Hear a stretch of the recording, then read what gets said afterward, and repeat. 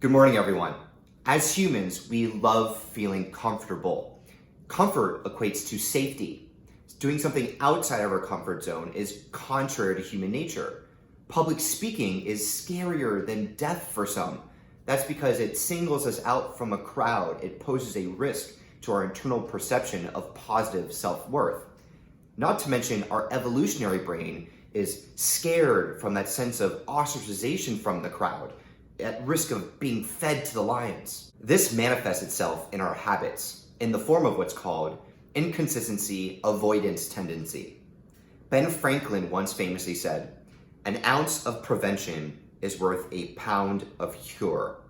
In other words, preventing a habit is easier than changing one.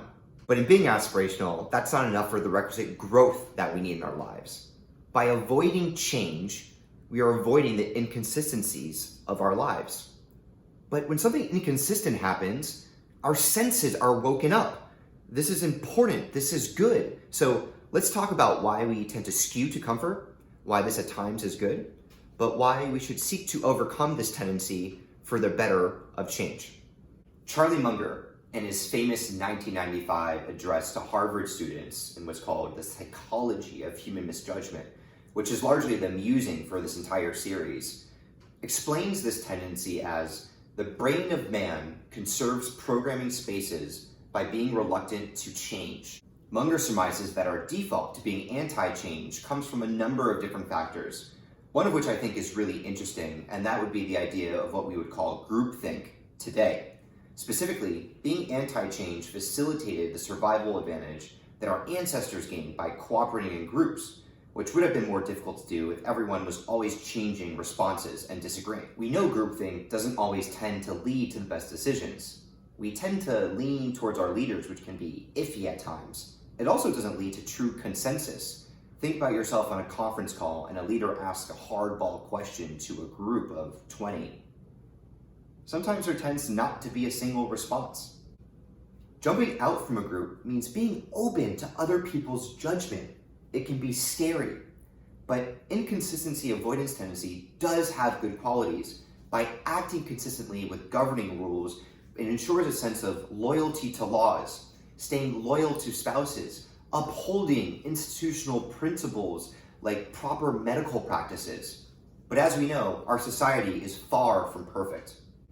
So in steps empowering our thoughts by manifesting a real change in life. When we make this difficult effort of going against our pre-existing habits, something really interesting occurs. A person making sacrifices and assuming a new identity will intensify their devotion towards that identity. After all, it would be inconsistent behavior to make a large sacrifice that wasn't good. So what do we do instead? We celebrate. We have public celebrations for moments that mark change, like inaugurations, quinceañeras, bar mitzvahs. They are nearly always made in public to mark change, in turn intensifying new commitments made. For this reason, that's why protest can be seen as being so critical and beneficial to our identity. It's the movement from a private intention to a public declaration of change that brings us closer to a cause. Doing what is comfortable, what we are so familiar with, is easier for us to compute, saves us energy.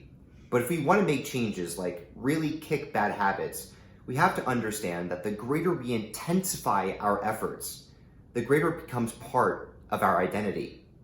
Hopefully that provides a positive incentive. Thanks for listening. We'll see you tomorrow.